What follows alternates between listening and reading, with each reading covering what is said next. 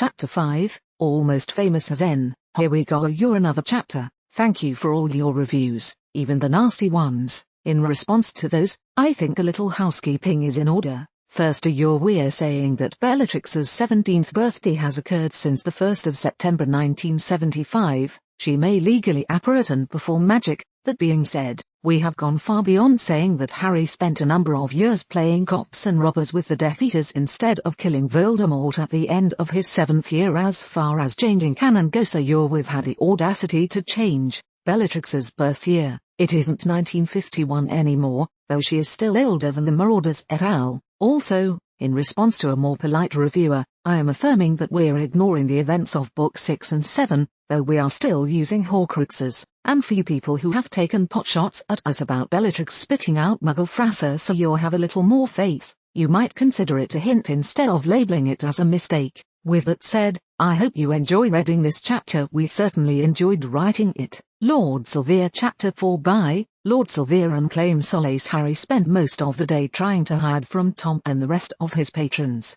It appeared that everyone who frequented the Leaky Cauldron had read that morning's prophet, and were able to recognize him. He briefly considered putting on a glamour charm to conceal his features, but decided against it. At least it wasn't nearly as bad as the boy who lived hype he'd suffered through in his younger years. After eating a modest breakfast at the pub, Harry spent a few minutes debating whether to risk actually going outside. It was only when he caught a group of girls pointing towards him as they chattered in excitement, holding up a copy of the prophet, that he decided that braving the outside might be a good idea. The last thing he saw as the door to the pub swung closed behind him was the girls getting up from the table in an attempt to follow him. A last-minute decision turned Harry around and took him through the door to the Muggle part of London. Harry was glad that he had decided to just wear a simple pair of jeans and a shirt with his coat. He stood outside in the frigid air for a moment, holding his breath and praying that the girls didn't follow him. They didn't, and he let out a sigh of relief. He hated fangirls.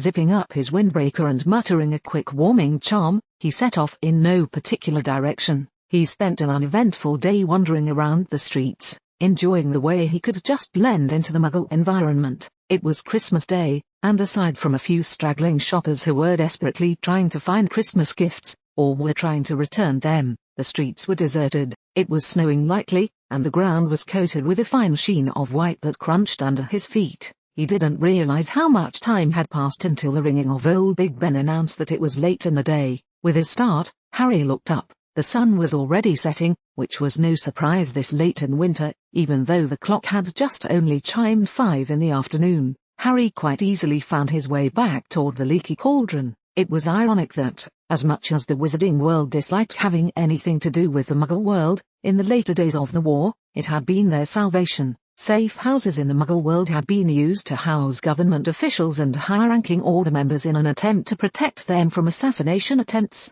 Voldemort's forces had initially been wary to venture out into the Muggle world. Their first few forays were met with vicious force. It was then that they quickly discovered that Muggle authorities were quicker to respond to disturbances than Aurors. It had rapidly become a bloodbath, and while a single dark wizard could very easily kill many Muggle policemen, Voldemort had quickly realized that he didn't want to. Now was not the time to attract the attention of the Muggle world. There were too many of them for him to wage a two-front war and come out victorious. It had forced the Death Eaters to come up with another means of locating and killing off their primary targets, which had given the Order precious time to keep relocating them. However, in the end, all it did was buy them time. He stepped through the door of the Leaky Cauldron an hour later, quietly brushing the snow off his jacket. It was just the time between tea hour and the rush for supper, and Harry was glad that the pub was almost empty. It took only a few minutes for him to locate the dress robes that Bellatrix had insisted to buy, though it did take much longer to change. Sometimes he wondered if dress robes hadn't been invented by a sadist to torture poor wizards. It was only when he stood in front of the door, hand on the doorknob, that he realized he didn't really have any idea how to get to number 12 Grimmauld Place the Muggle way. It had never really been an issue, since he had always either apparated, or flew there. "Can I help ye?" Tom called out from behind the bar. Harry turned around and smiled sheepishly. "Mind if I use your flu? Go right ahead, lad. Powder's up on the shelf next to the fireplace." "Thanks." Harry nodded gratefully and went to the back of the room. Tempus, he muttered, expecting to see the time displayed at the end of his wand. He yelped in surprise when, instead, the wand erupted in a shower of sparks and hissed angrily. When he tried again, the wand stubbornly decided to stay silent. Great, Harry muttered, just great, looks like I'll have to pay Ollivander a visit. After all, it wasn't like he had expected the wand to work for him indefinitely, but it sure would have been nice. He dug into his robes and found his wristwatch. He was surprised and pleased to discover that he still had almost an hour before he was expected, and briefly wondered if Ollivander's was open right now. He didn't exactly want to bring attention to himself by getting a new wand, but going into the proverbial lion's den, a party attended by who knew how many pureblood families and potential dark wizards, without a means to defend himself, didn't sit well with him, either. Maybe it was for the better, after all, he thought as he turned the dysfunctional wand over in his hands. Someone there might have recognized the wand if he had drawn it, and he wouldn't have a decent explanation for how he got his hands on it. Tom, he called out. Yeah, lad, is Ollivander's open today? There was a brief silence as the barkeep rummaged around in a cabinet. No, I don't think so. If it's an emergency, you can try Wonder and Wandles. Harry arched a curious eyebrow, never having heard of the place before. Any idea where I can find them? Tom paused and thought for a moment before giving Harry some directions. They probably won't be open, strictly speaking, it being Christmas and all, but the owners live right above the shop, so they might not mind helping ye. Thanks. Hoping that it wouldn't take too long and make him unfashionably late, Harry stepped out of the pub into Diagon Alley and attempted to follow the barkeep's directions as best he could. The Wizarding Street was nearly empty, especially in contrast with the Muggle parts of London he'd just left. Most of the shops were closed for business, and there was very little snow, something Harry attributed to the magically regulated weather in Diagon Alley. After all, it wouldn't do to have the British wizarding government shut down by a blizzard or a freak hurricane. He passed a few shops he was familiar with, but as he took his time to wander the street, for once without having people muttering and pointing at him and reporters on his heels, he took in all the little details that he had missed on his whirlwind shopping trip with Bellatrix a few days earlier. There were a few shops he recognized, but the Rylops Owl Emporium was still there, though the storefront and windows looked a little cleaner than they did in his time, and, of course, there was Florian Fortescue's ice cream parlor, which, to his great surprise, was actually open and selling ice cream. There were a few other stores he remembered from his time, and he walked by quite a few he didn't. For one, there was a weaver's shop where Flourish and Lots had been, and the bookstore itself had moved 2 houses down from where it had been in his time. Upon closer inspection, it turned out that the weaver Miquid and McMurdo, Weavers Inc. was selling flying carpets. Harry at first shook his head at the impossibility of such a thing, before realizing that since there were actual flying broomsticks, it probably wasn't that much of a stretch for wizards. The biggest surprise, however, came when he found himself standing in front of a place whose sign proudly proclaimed Wonder and Wandle, Wandcrafters. The surprise, of course, was due to the fact that the one shop occupied a location that was very familiar to him. It stood in the place of quality Quidditch supplies, the one store he had always liked to frequent with his friends, before the war had forced the government to shut down Diagon Alley. There were no brooms in the showroom, no Quidditch Through the Ages editions, no gleaming snitches and brightly polished quaffles. Instead, in their place, resting in ornamental display cases on a blanket of dark purple velvet, was a collection of some of the most beautifully crafted ones he'd ever seen. Where most ones from Ollivander's were simple affairs, usually nothing more than a thin stick of wood that tapered off to a wide end to form a grip, these were elaborately carved with motifs ranging from flowers to mystic dragons. Harry blinked in surprise at this store looked rather classy, and no one in his time had ever mentioned it, nor was there any trace of it left in the Diagon Alley of his time. Shrugging it off, Harry stepped up to the front door and discovered a sign announcing the shop's hours. As Tom had warned him to expect, Christmas Day wasn't included. Keeping the barkeep's advice in mind, Harry knocked anyway, hoping that the owners were home. When there was no answer, he peered into the darkened shop, his breath fogging the clear glass as he leaned in close. He couldn't see anything, and knocked again, a bit louder this time. He let out a sigh of relief when a light turned on in the back of the store. Soon after, the lights in the shop proper came on, and Harry spotted a couple making their way to the door. The man was quite tall and thin, whereas the woman was shorter and stockier in build. Both of them appeared to be in their late 40s, and Harry was briefly reminded of Uncle Vernon's sister, Aunt Marge. Unlike Aunt Marge, who seemed to like wearing an atrocious amount of makeup in an attempt to hide her continual sneer, this woman's face was clean and friendly, though the man looked rather irritated. Not that Harry could fault him, considering it was Christmas Day, and he was knocking on their door unannounced. The woman reached the door first and pulled it open a bit. "May we help you?" she asked, her voice warm. "I'm sorry to bother you on Christmas," Harry said quickly. "It's just that my one fizzled out a few minutes ago, and I really need a new one." An emergency?" The woman smiled widely, nodding in understanding, though there was a slightly predatory gleam in her eyes that made him feel a bit uneasy. "Come on in, we can get you set up in just a couple of minutes, thank you,"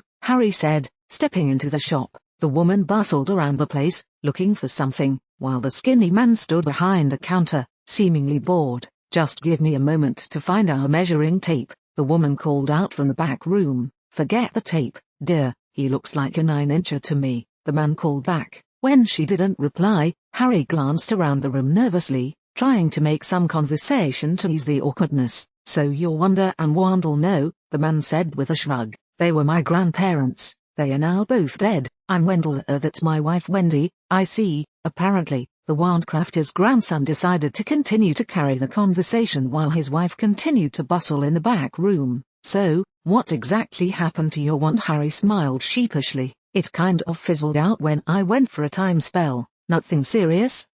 Wendell nodded knowingly. "Badly matched one." Something like that. Harry was saved from having to explain further by Wendy's return. She held up a measuring tape, and, just like his first time at Ollivander's, Harry held out his arms as it measured him out. 9 inches, she finally read off after a moment. Harry blinked. That hadn't taken nearly as long as it had at Ollivander's. Maybe these people really knew what they were doing. "Told you," Wendell said with a grin. "All right," Wendy conceded. She turned back to Harry as her husband began pulling out wand cases from the cabinets. "What was your last wand made of?" "I never found out," Harry confessed as he quickly spun a story about the wand's origin. "It was a bit of a loner, belonged to an ancestor of mine. I figured it might work out fine seeing that I was able to use it in a couple of tight spots, but apparently not." Wendy's eyebrows rose in surprise. "You used a lone wand for years, just a couple of days?" "Actually, my first wand kind of broke before that." Wendy shook her head dramatically as she took some cases from her husband.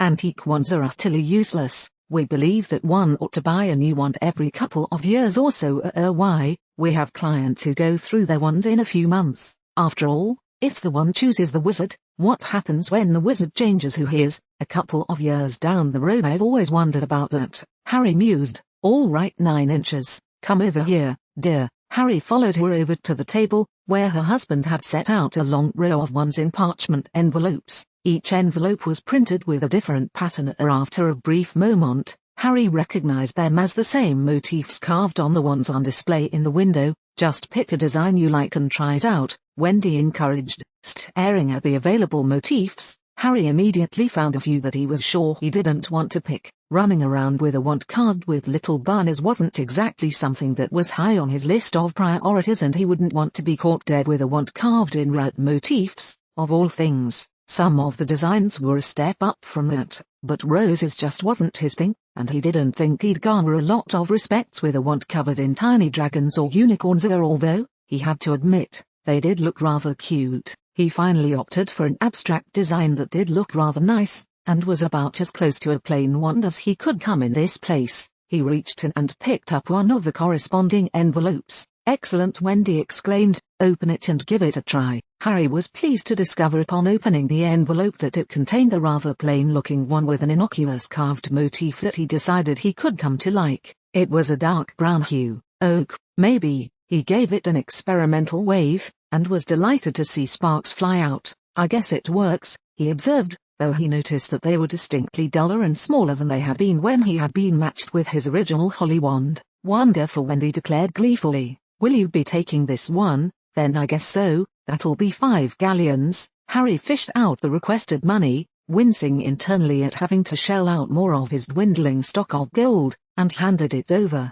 "Thank you for your time," he said, grateful that he wouldn't be facing a whole party full of potential dark wizards unarmed. "Not a problem," Wendell replied curtly. Harry took his leave and briskly returned to the leaky cauldron, giving Tom a grateful nod as he passed the bar and was asked if he'd been successful. He drew his new wand and tried for the time spell again, relieved when instead of sparks, the actual time did come out of the tip of his wand. If he flew now, he would be there at precisely 7 o'clock. Harry grabbed a pinch of flue powder, tossed it into the fire, and stepped into the green flames. Only then did he remember he hated to flew, as vertigo overtook him, turning him around and around in a dizzying display of spinning fireplaces and possible exits. He thought he spotted number 12 Grimmauld Place, and tentatively stepped toward it. He tumbled out of the fireplace of a very familiar living room, though the furnishings were rather different than he was used to. It took all of his self-control and willpower to remain standing, and instead of stumbling out of the fireplace, "Who are you?" a suspicious voice greeted him. Harry's head shot up as he straightened,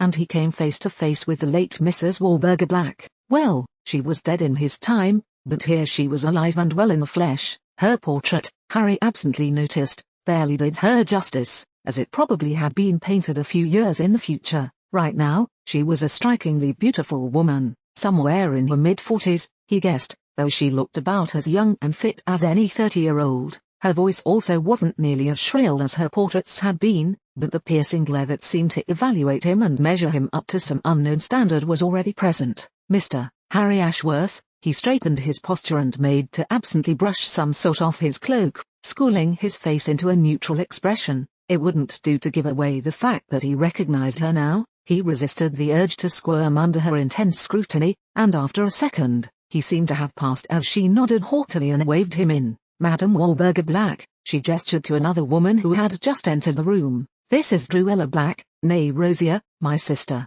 The dining room is that way." "Bellatrix, yes, Aunt Walburga." The familiar voice came from upstairs, where Harry remembered Sirius's room to have been, along with a few other bedrooms. "Your guest is here, I'll be right down." The infamous black matriarch nodded to herself, then turned to Harry. "Have a seat. The remainder of the guests will be here shortly. My husband and I will be with you in a moment." "Thank you." Harry didn't particularly want to wait for Bellatrix to arrive, and since he knew his way around the house anyway, he found the dining room without much trouble. A few people were already there, though from the sounds of it, and judging by the number of empty seats, he was one of the first to arrive. He stepped into the room and suddenly found himself grabbed by the arm and spun around. "Hey, look at what the cat dragged in," a voice to his left spat. "Yeah, the punk from Diagon Alley yesterday," another one added. Harry frowned as he looked at the three young men in front of him. He vaguely recognized them from the incident in Diagon Alley the day before, and there was no doubt that they recognized him, as well. The three of them were, he guessed, between 20 and 25, dressed in garish clothing that they seemed to think projected wealth, but in reality just spoke of bad fashion sense. "It works in the movies," he thought to himself with a slight shrug as he waved one hand in front of him. "I'm not the wizard you're looking for. Why you will let me pass." Another wide, arcing wave of his hand. "Like hell we were. Well, it was worth a try," Harry thought with a mental shrug. He reached for his wand at the same moment the three other men did. There wasn't enough time for him to cast a spell that would take care of all three, and they were too close to risk casting a spell. Anyway, he snapped his wand hand up in a trick that an aura in his time had taught him. He slammed the back of his rising hand into the other man's wrist, taking a step forward as he did so. A flick of his own wrist around the other man's arm brought Harry's wand tip to bear against his throat, causing his three assailants to still abruptly. "You punk!" Harry paused and sighed. He really wasn't in the mood for this, and making enemies of the younger purebloods probably didn't bode well for his future relations with their parents. But there wasn't anything he could do about it now. The best thing he could do was avoid confrontation at this point. "You're not even worth my time," he finally muttered and shoved the man aside, leaving him and his two companions glaring at Harry's back as he walked to the table and found himself an empty seat. Before he could sit down, however, Harry realized that his actions had not gone unnoticed by the occupants of the room. The attention of every person in attendance was riveted on him as he walked past the three men. They also noticed this attention, and clamored to not let the incident go without saving their pride. "You think you can just walk in here and show us all up? Who do you think you are? Someone ought to teach you to respect your betters," another said hotly. Harry turned around and glared at them, putting every ounce of the accumulated hardship of the past few years of his life into it. The intensity and harshness of the look froze the three young men in place, but before either could say anything, they were interrupted by a loud cough from the head of the table. Harry glanced over to discover an older, pale-looking wizard sitting there. His grey hair was combed back neatly, and despite the wrinkles on his face, his figure looked remarkably healthy for someone Harry estimated to be in his late 70s to 80s. He sent Harry's three assailants a long, deliberate glance before looking away to something else. When Harry turned around, he found that the three would-be aggressors had quickly retreated to the other side of the room. "Already getting yourself into trouble, Ashworth?" a quiet, husky voice asked from next to him. Harry spun around and found Bellatrix standing next to him. He plastered on a grin. "Good evening, yourself." Bellatrix nodded to the old man at the head of the table as she sat down. "That's my uncle, Orion Black," she told him. Harry nodded quietly as he sank into his chair, carefully glancing around the room. Everyone had gone back to minding their own business upon the Black Patriarch's silent command. "What did you do to get yourself into trouble, anyway?" she asked once they were both seated. "Nothing," he hissed back. "They are from Diagon Alley the other day." Bellatrix was fighting to suppress a smirk. Harry could just see it briefly flitting across her face. "I see. Well, lucky for you, those guys are idiots. No brains and think they're the cream of the world." "Crab and Goyle," Harry muttered under his breath with a slight chuckle as he remembered Draco's two brainless henchmen. Bellatrix's eyebrow arched sharply. "How do you know what?" She nodded over to where the three were now huddled with a group of other wizards and witches their age. "That they're the Crabs and Goyle." Harry cursed himself silently for having actually voiced his thoughts. He hadn't thought she would have picked it up, but apparently, her ears were very good. "Lucky guess," he muttered. "Oh no, I'm not buying that." "Fine, I talked to Honora after they arrived. He told me a few things about what's going on. It wasn't a complete lie." Bellatrix eyed him suspiciously, and he got the distinct feeling that she didn't really believe him. She seemed willing to let it slide for now. When more young people arrived and began taking up seats around the table, she spoke again. "Come with me." She rose from the table and led him to the far corner of the room, well out of earshot of most people. "What?" Harry asked when they stopped, figuring that she wanted to talk without the risk of being overheard. "My mum thinks that Uncle Orion is going to die soon, and she's hoping we'll inherit something. I don't think we'll get as much as a mention in his will, though. Aunt Wahlberger is going to be around for years, and she isn't going to let anything come our way." She glanced at him sharply, violet eyes piercing into his green ones. "Based on your knowledge of the future, would you agree with that assessment?" Harry groaned as he realized what she was doing. She wanted to prod him for more information. He glanced over at the Black Patriarch. "He looks rather healthy to me. I don't think he's going to die anytime soon, unless he gets assassinated," he amended silently. "There's always a chance that something happens to him," Bellatrix commented, seemingly offhandedly, but he could tell she fully understood the meaning of her words. Harry stared back neutrally. "Whatever happened to pure blood loyalty?" Bellatrix met his stare for a moment before shrugging. "All hypotheses aside, would you agree that if he died, that is what would happen based solely on the knowledge of your family?" "You'd probably be right," Harry agreed carefully. He wasn't entirely sure about the history of the Black family, but judging by the fact that Orion Black seemed to be a very healthy, very powerful or if aging man, and that there were wizards who were far older than he figured that something must have happened to him in the years to come. "Damn it," Bellatrix muttered angrily. "What's the use of being a part one of the oldest,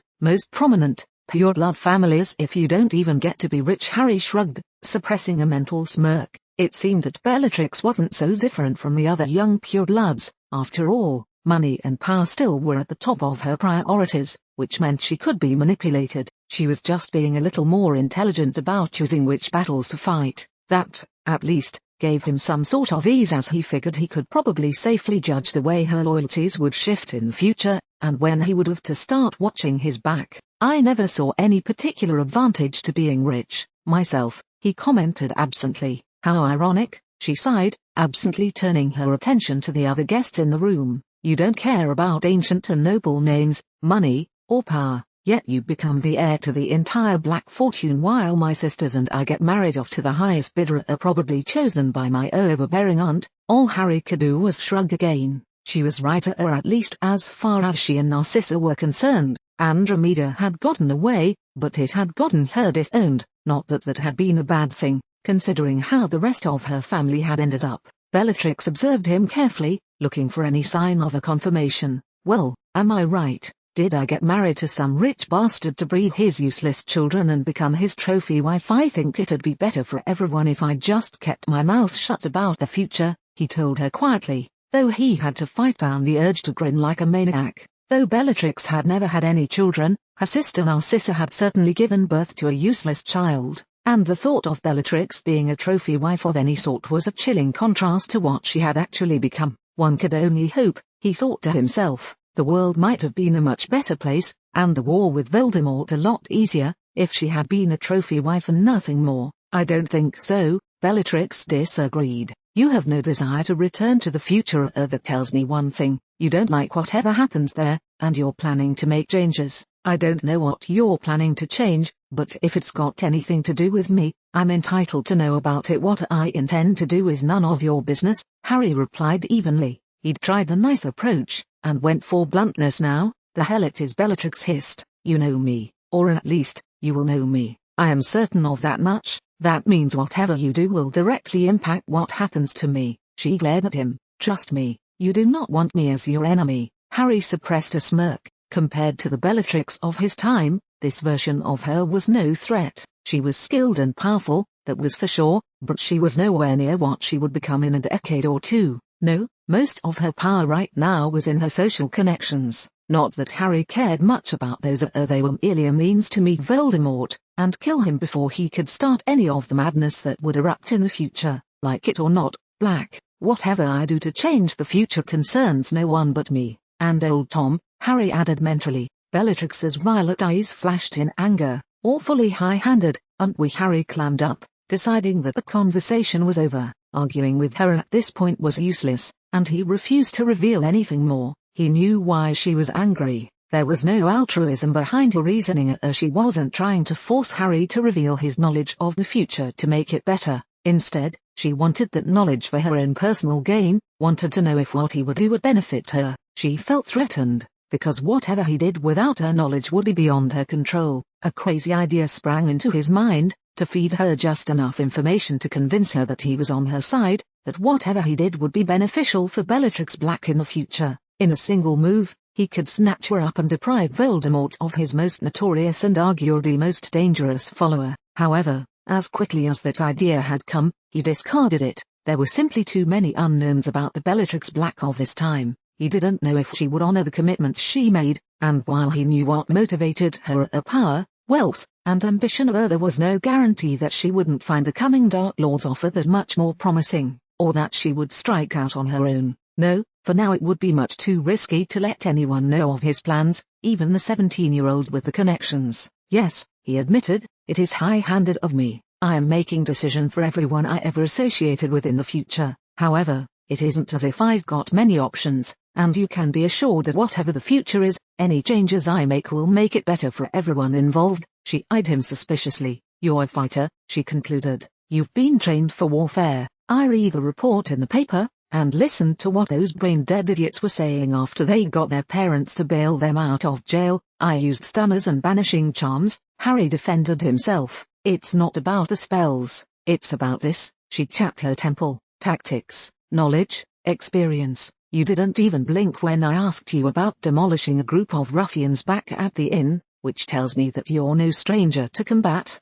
The training and expertise it took to take down even those morons is not something you're taught in school or even in aura training. Harry remained silent. There wasn't really anything he could say or do that wouldn't reveal more to her than she was deducting now. That means you were probably at war with someone in the future, she said, and that means there was another side. Judging from the way you want to change things, I take it things didn't go so well for you, and now you want to change that. Her eyes hardened suddenly. So don't give me that crap about making it better for everyone, because you're clearly not going to be making things better for whoever was fighting against you and kicking you. But he stared at her evenly, trying to figure out how to derail her from finding out more. And what, he began slowly, trying to appeal to her sense of self-preservation, makes you think that you weren't on my side in this theoretical war of yours. He paused to let the question sink in. Let's assume for a moment that what you think is correct. You believe I was involved in a war. You also seem to believe that I know your future self.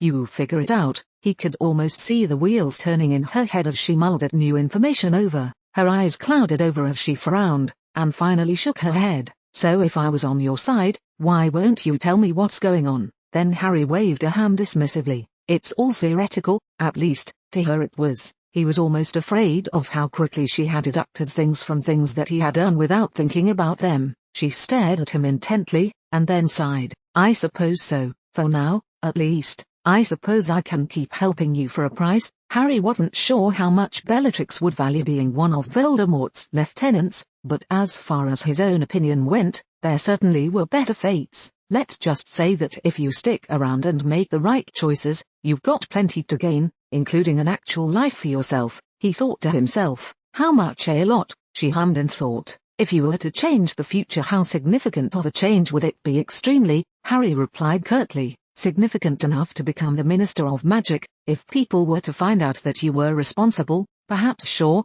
Harry said, rolling his eyes. Don't know who'd even want that miserable position, much less as a reward, though. You're sorely lacking in ambition, Bellatrix concluded dryly. It depends on your definition of ambition, I guess we'll see how it goes. I guess so, he said. For now, I'll stick with you, as long as it benefits me, she finally decided. How kind of you, Harry noted sarcastically. I thought you'd already agreed to help me out in return for those thousands of galleons I helped you lift from your family's vault. Bellatrix narrowed her eyes. I intend to keep my promise. I'm just saying that I'll be looking into any further opportunities to get you connected. If anything comes up, I'll make sure it works to your benefit, as long as I'm sure that it'll benefit me in return. But when you start making changes to the timeline, you better make sure you include me in your plans. I'll see what comes up, Harry told her non-committally. She looked like she was about to argue that point, but let it slide. Her glance wandered over to another group of pure-blood children that had just entered. Hate to break it to you, Ashworth, but you're going to be on your own for most of the evening, unless you want to keep clashing with those young idiots that my parents and auntie insist I befriend. I suggest you stick close to the older folks and act as intelligently as you can. If you act competent and sure that you can keep a secret or two, you just might pick up some. What? Pick up some old people? Harry was surprised he managed that with a straight face. Secrets, moron. Would you stop calling me that, then stop acting like one? Harry decided not to grace that with a reply. Are there secrets to be had? He asked as he glanced around the room. Maybe, she said, turning around to walk away. She looked over her shoulder one last time. And Ashworth, don't even try to apologize to anyone about mangling their children in Diagon Alley. It shows weakness. Stay aloof, aloof. Harry muttered quietly to himself as he watched her join a group of young men and women that were chatting near a window. He supposed that it was good advice. He was about to meander over and join a group of older men standing near the door when he found himself staring at a black-robed chest. He craned his neck up and realized that he was staring into the face of a much younger Adolphus Lestrange. Having a nice chat with Bella, are we? He growled. What's it you that's my future wife you're hitting on? The younger Lestrange brother cracked his knuckles menacingly. And I don't take kindly to people trying to take what is mine. Harry's mind raced as he tried to come up with a way to reply that wouldn't sound like either a lame excuse or a challenge to a fight, but before he could, Wahlberger and Ruella Black strode into the room. All conversation ceased, and all eyes turned to the two women. Dinner will now begin, Wahlberger intoned formally. Everyone took their seats, even Rodolphus, after sending one last venomous glare in Harry's direction. Food appeared on the table the moment everyone had been seated, and Harry found himself joined on one side by a man that he thought might be Cygnus Black, Bellatrix's father, and someone who looked vaguely related to the Flint family, though he wasn't sure about that. The potential Flint grunted some sort of greeting, while the Black wordlessly began eating. Harry followed suit, glad for the decent meal, though the oddly ornate style of the silverware made him wonder about the sanitary standards maintained in the Black kitchen.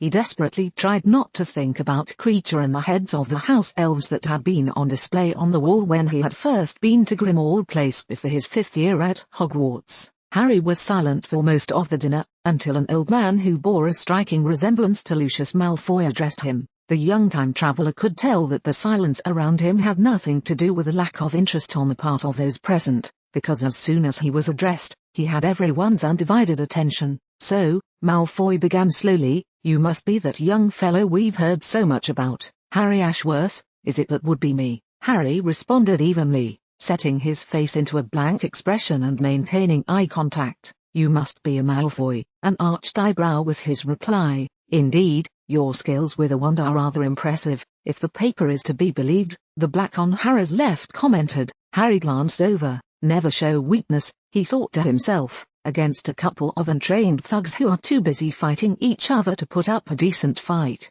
I guess they call it impressive. To his surprise, the man laughed, though Harry caught his three would-be assailants from before bristling at the other end of the table, along with a few others. A good answer, indeed. Cygnus Black, he introduced himself. I believe you know my daughter, Bellatrix. We've crossed paths a few times, Harry acknowledged neutrally. So she mentioned. I hope that's a good thing. A loud shout from the other end of the table caused several heads to turn. A young man had shot up from his seat, his wand drawn and aimed in Harry's direction. Harry tensed, ready to leap out of the chair and draw his own wand, when the wand was ripped from the young man's hand and sailed through the air to land in Orion Black's outstretched hand. Calm, the word was said in almost a whisper, but it echoed through the entire room with enough force and authority to make the youngster sit back down instantly. Cygnus Black returned his attention to Harry. It would appear that a few of our children don't agree with your assessment of them, he said with dark amusement. Harry shrugged.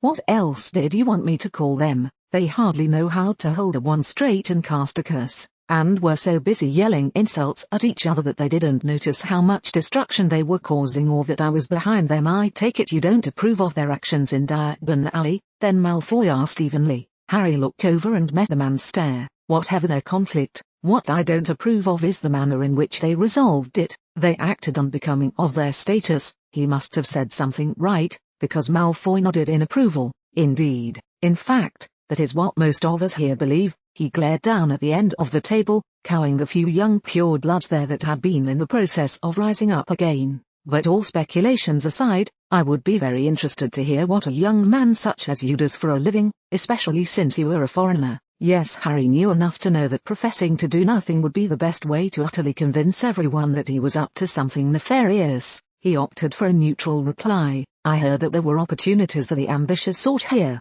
and yes, I am from Australia, though most recently of the United States. Malfoy seemed interested. There are opportunities here, especially if one associates with the right sort of people, and depending on your view on certain issues in their world. Which issues would it be? Harry arched an eyebrow. Political ones. Concerning the future of our world, Orion Black responded gravely, addressing Harry for the first time. Harry turned to the Black family patriarch. I see. I assume, then, that some of these issues are related to the tensions between the old families and those that support Muggleborn. The entire room quieted as everyone stared at Harry. He was starting to think that he had made a mistake by revealing too much, when Orion Black nodded slowly. Our way of life has lasted for centuries. The last few decades have brought great changes. There are some who believe that adaptation is the only way to ensure our survival. Others, the patriarch glanced around the table, believe that we can continue as we are, or that adaptation will eventually bring about our downfall. And which do you believe in? Harry asked carefully. What I am more interested in, young Ashworth, the eldest Black said, staring him straight in the eye, and Harry thought irrationally for a moment. Straight into the soul, is just what it is that you believe. Harry idly toyed with his goblet for a moment, slowly spinning its stem between his fingers and watching the wine slosh around the cup. He was dreadfully aware of everyone's attention on him, and had the sinking feeling that one wrong word would lead him to a heap of trouble. If there was any time to pick his words carefully, this was it. Time to appear smart, he thought to himself. He couldn't reveal how much or little he knew, nor would it be a good idea to seem too eager to approve of their ideals in his attempt to get close to Voldemort. I believe, Harry began very slowly and very, very carefully, that the Wizarding world, as it stands today, is incapable of survival. I believe that it is in desperate need of reform, of a strong, charismatic leadership that is not afraid to make difficult decisions, and that those in power need, above all else, the integrity, ability, and willingness to fight for what they believe in. That is what is missing in today's Wizarding world. He had lifted his head as he spoke and was now proudly returning the Black Patriarch's stare. He had spoken the truth from a certain point of view. The best lie was one wrapped in truth. After all, the Wizarding world of his time had gone down the drain exactly because it was being led by spineless cowards like Fudge, who were so engrossed in their own status that they refused to acknowledge anything that might rock their little fantasy world. He reckoned it probably was much the same in this time. A wise answer, Orion Black finally conceded after a moment of silence. Our youth seem so eager to blame all of their problems on the Muggle-born, but it is the rare few that realize that we first have to find the problem with ourselves, before finding fault in others. Cygnus Black smiled and raised his goblet to Harry. It's good to see that not all youth are hot-headed and quick to resort to their wands to solve a problem, though you do seem quite apt with one, anyway, and I am sure there will be many opportunities open to someone with as many talents as you, Mr. Ashworth, Malfoy added. Harry nodded graciously, finally breaking eye contact with the Black Patriarch. Then perhaps one day I may be fortunate enough to be invited to the correct place at the right time to take advantage of such opportunities. Then, I am certain you will, Malfoy agreed. You have met Bellatrix, and my wife, of course. Cygnus Black inserted himself into the conversation after a brief pause. Have you met my other daughters? I can't say I have had the pleasure, Harry replied. Bellatrix's father smiled widely. I have two others, Narcissa, my youngest, and Andromeda, he explained. Malfoy grinned conspiratorially. And I have been so fortunate as to be in the right place, as you put it, Mr. Ashworth, that my son Lucius is betrothed to one of Cygnus's beautiful daughters. Really, Harry said, faking surprise. Narcissa Blackheart, of course, married Lucius Malfoy, although Harry had not realized that the betrothal had taken place so early in Narcissa's life. I believe you would get along very well, Malfoy continued. Lucius is much like you, are intelligent, ambitious, oh, so very ambitious. I would like to meet him someday. Harry tried not to gag at the thought. Befriend Draco's father. The man had been an utter scumbag in his time, someone who used his money and political influence to get what he wanted. In fact, if Fudge had had money, Harry wouldn't have been surprised if Fudge had turned out to be the same as Lucius Malfoy. I am sure something can be arranged. Lucius might even learn a few things from you, considering your experience in foreign countries. An arranged marriage. Harry vaguely recalled hearing something about the Black sisters' marriages having been arranged, but he didn't remember any specifics. Yes, Cygnus replied with some dismay. I believe my sister seems to have her eyes set on giving away yet another one of my daughters. Harry followed his eyes to the end of the table and wasn't surprised to find Rodolphus Lestrange sitting next to Bellatrix, talking to her. I don't know if Bellatrix will take the bait, but at least she seems to be on speaking terms with him, her father added, which is quite an improvement over when they were first introduced. Harry arched an eyebrow, not really surprised. Is that so? He was actually surprised to realize that, now that he thought about it, Lestrange or either one of them wasn't really Bellatrix's type. She seemed rather intelligent, self-absorbed, and egocentric. Lestrange, from what he knew of him in the future, was much the same, and Harry would be willing to bet that he demanded that his future wife all but worship the ground he walked on. Right now, though, he seemed to be willing enough to compromise just to get Bellatrix's attention. Harry realized with a smirk that the girl had a bored expression on her face and wasn't really paying attention, as he probably tried to impress her with some story or another. Her father noticed the direction of Harry's glance and eyed the young man curiously. I was led to believe you've only known my daughter for a short time, he finally commented. Excuse me, Harry started. The way you look at my daughter, it seems you've known her for far longer than a few days. It's not that, Harry replied glibly. I was just thinking that I don't think she likes him very much. Cygnus hummed non-committally. To be perfectly frank, neither do I. He arched an eyebrow at Harry. That young man is boorish, uncultured, and lacks the finesse that we Blacks call our own. Oh, he definitely lacks finesse, Harry thought with a barely suppressed chortle. Lestrange was about as subtle as a sledgehammer on the battlefield, the type that would shoot first, shoot some more, and then probably forget to ask questions afterwards. From what I've seen of him, I am forced to agree. Ah yes, your little run-in with him before my sister so timely arrived, he struck me as rather unslytherin. One might even call his behavior almost Gryffindorish, Harry commented deliberately. He was taking a gamble, trying to probe the older man's opinion on the houses. I do not think even a Gryffindor would act like he does, though his tendency to act without thinking certainly fits.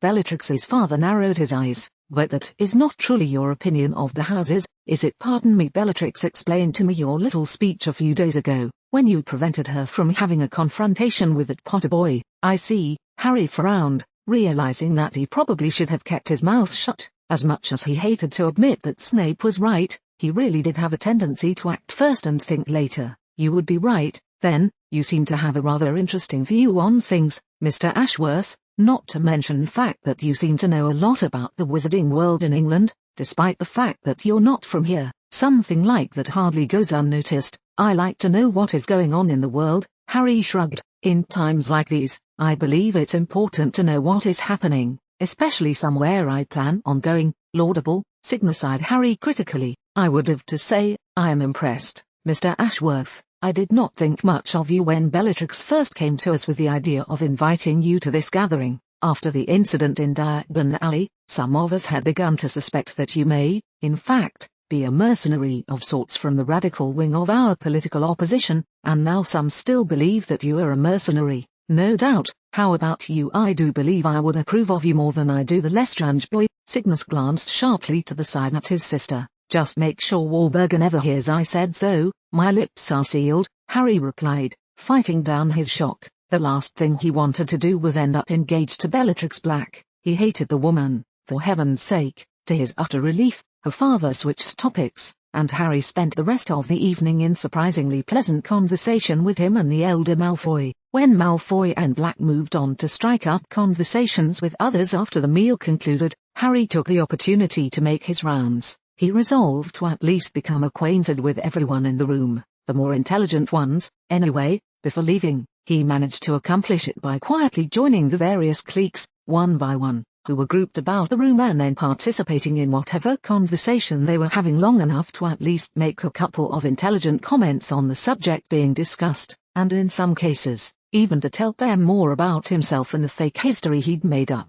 When the time came to leave, marked by the faded energy of those present as well as Harry's own exhaustion, he made for the fireplace to flew away after giving Walburga Black a grateful nod and wave. He was glad that she was otherwise occupied. He had a feeling that talking to her would be near impossible without thinking of her portrait in the future, which he didn't exactly have the fondest memories of. He found the fireplace in the living room quite readily, though he couldn't find the flu powder to go along with it. He discovered an ornate urn that might qualify, but he didn't want to actually stick his hand into it. A long experience with dark artifacts and, much more importantly, 2 generations of pranksters had taught him that it generally was a bad idea, especially in Sirius's home. Yes, that's flu powder, and yes, it's safe to stick your hand in the pot. Bellatrix's voice came from behind him. Harry turned around. She had separated herself from Lestrange quite a feat, Harry mused, considering how he'd been almost permanently attached to her side during the entire dinner and socializing afterwards. Give up on your boyfriend? He asked briskly. He's a complete bonehead,